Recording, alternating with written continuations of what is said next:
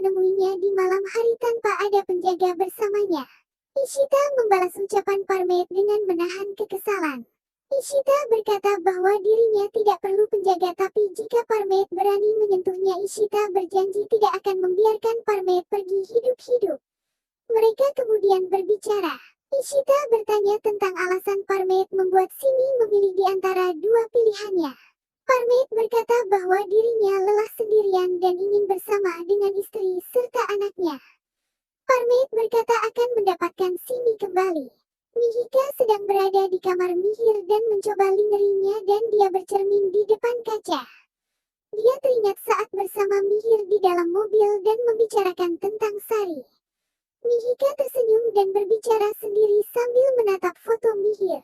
Kemudian terdengar suara klakson mobil Mihir. Mihir masuk ke dalam rumah bersama teman-teman kerjanya. Mereka terkejut saat melihat Mihika duduk di sofa mengenakan lingeri. Mihika yang kemudian menyadari bahwa Mihir bersama teman-temannya langsung menjerit karena malu. Mihir pun menyuruh Mihika berganti baju. Setelah berganti baju, Mihika bergegas keluar dari rumah Mihir tanpa memperdulikannya. Mihika lalu hendak masuk ke dalam bajai, tapi dia teringat ada sesuatu yang tertinggal di rumah Mihir. Mihika pun kembali masuk. Sementara Mihir kemudian mendapat telepon dari seseorang dan berbicara dengan nada emosi.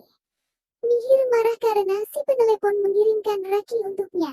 Mihir berkata bahwa mereka sudah tidak ada hubungan lagi dan Mihir memintanya untuk tidak datang saat pernikahannya karena dirinya sudah tidak memiliki kakak lagi. Mihika yang kembali masuk ke dalam rumah Mihir mendengar pembicaraannya. Madavi menghampiri suaminya dan mengatakan kekhawatirannya jika Parmaid kembali ke rumah keluarga Bala, sementara Toshi dan Vishwa juga sedang membicarakan tentang Simi dan Parmaid. Raman berada di luar apartemen dan duduk di bangku dengan gelisah memikirkan masalah Simi. Bajai yang membawa Mihika datang dan Mihika langsung menghampiri Raman. Dia menanyakan perihal saudara yang dimiliki Mihir. Raman terlihat kebingungan menjawabnya dan berkata bahwa jika waktunya bertepatan, Mihika akan mengetahui semuanya.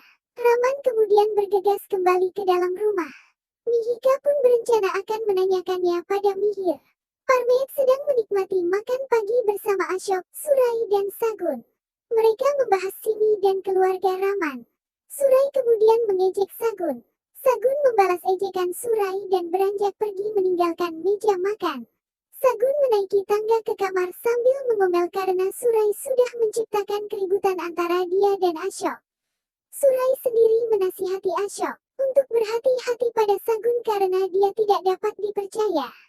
Keluarga Bala sedang sarapan tanpa Simi. Mereka membicarakannya dan kemudian Simi muncul dari dalam kamarnya bersama anaknya dan membawa tas. Simi berbicara dengan ayahnya bahwa dirinya akan pergi pada Perit dan tidak ada seorang pun yang akan mencegahnya. Pintu bel berbunyi dan saat Nilu membuka pintu muncullah Parmaid. Semua orang pun terkejut dan Simi tersenyum. Sagun sedang mondar-mandir di kamarnya begitu Ashok masuk ke dalam. Sagun langsung memburunya dengan pertanyaan-pertanyaan. Sagun bertanya apa masalah Surai hingga selalu menghina dirinya. Ashok berkata bahwa Sagun terlalu berlebihan. Mereka pun bersitegang. Ashok kemudian bergegas keluar kamar. Sagun masih emosi dan berkata bahwa semuanya terjadi karena Surai dan dirinya merasa harus melakukan sesuatu. Simi bahagia melihat suaminya. Raman bertanya berani-beraninya Parmaid datang ke rumahnya dan Parmaid membela diri dengan berkata bahwa dirinya sudah diundang untuk datang. Raman bertanya siapa yang mengundang Parmaid. Ishita muncul dan menjawab bahwa dirinya lah yang meminta Parmaid datang. Raman bertanya apakah Parmaid memerasnya lagi. Ishita menjawab bahwa Parmaid tidak memerasnya. Ishita meminta Raman pergi ke kamar untuk berbicara. Raman pun pergi ke kamar dan Ishita mengikutinya. Di dalam kamar, Raman mengamuk karena Ishita membawa Parmaid kembali ke rumahnya dan Ishita berusaha menenangkannya. Ishita pun memberi penjelasan bahwa mereka bisa membuat Simi melihat kebenaran tentang Parmaid dengan mengajak Parmaid kembali ke rumah. Dan setidaknya dengan membawa Parmaid mendekat maka keluarga Bala bisa memantau Parmaid tidak akan menghancurkan kehidupan Simi. Jika Simi meninggalkan rumah demi untuk tinggal bersama Parmet, maka bisa jadi keluarga Bala akan kehilangan Simi selamanya.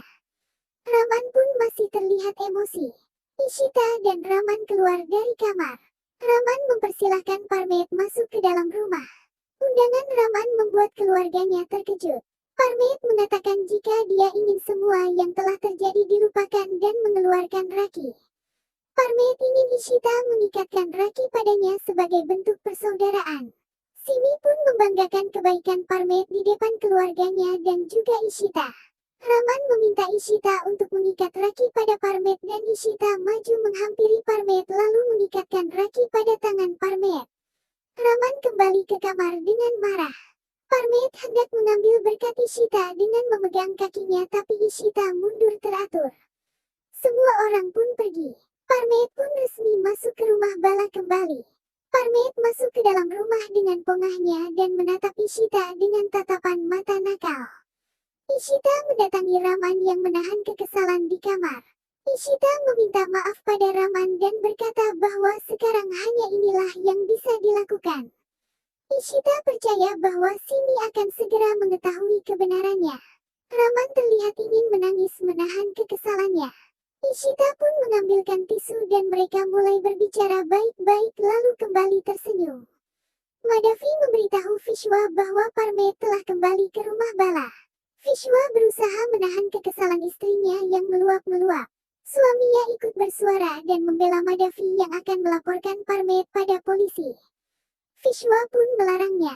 Madavi pun berkata akan memberi pelajaran pada Parmet. Nilu meminta cuti pada Toshi. Toshi tidak mengizinkannya tapi Ishita meminta Nilu untuk tetap cuti dan dirinya lah yang akan mengatur semuanya. Parmet datang dan memberi Toshi uang.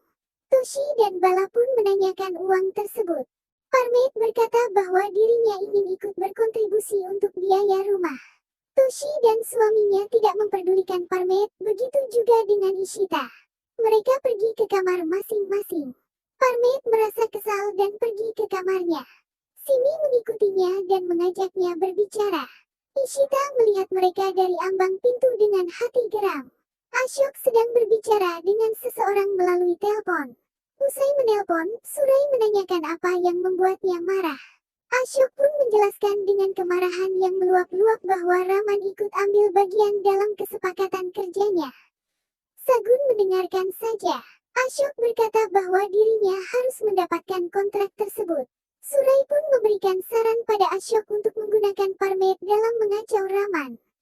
Ashok menolak dan akan memikirkan solusi yang lain. Ishita berjalan keluar rumah dan bertabrakan dengan Parmet. Ishita pun hendak keluar tapi Parmet menghalanginya di pintu dan memujinya dengan kata-kata yang menjijikkan bagi Ishita.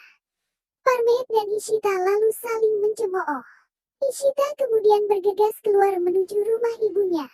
Sagun mendatangi Ashok sambil membawa berkas laporan hasil medis saat Ruhi di kandungannya. Ashok pun marah melihat itu semua. Sagun lalu menjelaskan bahwa dulu kehamilannya mengalami banyak komplikasi hingga dokter memutuskan untuk menyelamatkan salah satu dari mereka dan dokter meminta Raman untuk memilih siapa yang akan diselamatkan, ibu atau anak. Sagun menambahkan bahwa pada waktu itu Raman memilih untuk menyelamatkan dirinya daripada calon anaknya. Sagun memiliki bukti tanda tangan persetujuan Raman untuk memilih sang ibu, tapi kemudian terjadi keajaiban dan kemudian Sagun beserta Ruhi bisa sama-sama diselamatkan. Ashok dan Surai bisa menebak kemana arah pembicaraan Sagun. Surai pun berkata bahwa mereka akan membuat isu bahwa dulu Raman ingin menggugurkan kandungan istrinya saat mengetahui anak perempuanlah yang akan lahir. Citra Raman akan buruk di mata setiap orang. Ashok mengucapkan terima kasih pada Sagun dan memeluknya. Madavi mengomeli Ishita. Ishita pun memberikan penjelasan pada ibunya. Mihika datang dan terkejut mendengar Parmet telah kembali. Ishita menenangkan Mihika. Mereka membicarakannya. Tak lama kemudian Ishita kembali pulang. Madavi mengomel di dapur dan mengatakan akan memberi Parmet pelajaran jika berani pada Ishita. Pagi harinya, Madavi berusaha mendengar segala sesuatu di rumah Bala. Seorang penjaga menemaninya untuk berjaga-jaga jika ada orang melintas agar tidak mengetahui perbuatan Madavi. Madavi lalu mendengar suara Simi yang mengatakan bahwa Parmaid akan mandi. Madavi lalu menyuruh penjaga tersebut mematikan saluran air keluarga Bala dan akan menghubunginya lagi nanti. Sang penjaga pun beranjak pergi. Raman sedang mandi. Madavi yang telah mematikan saluran air di rumah Bala merasa senang. Tiba-tiba air di rumah Raman berhenti dan Raman kebingungan. Ishita mengatakan dari luar kamar mandi agar Raman memutar kenop kerannya. Raman mengomel dari dalam kamar mandi karena wajahnya berlumur sabun dan tidak bisa melihat. Ishita pun masuk ke dalam kamar mandi setelah Raman berkata telah memakai handuk.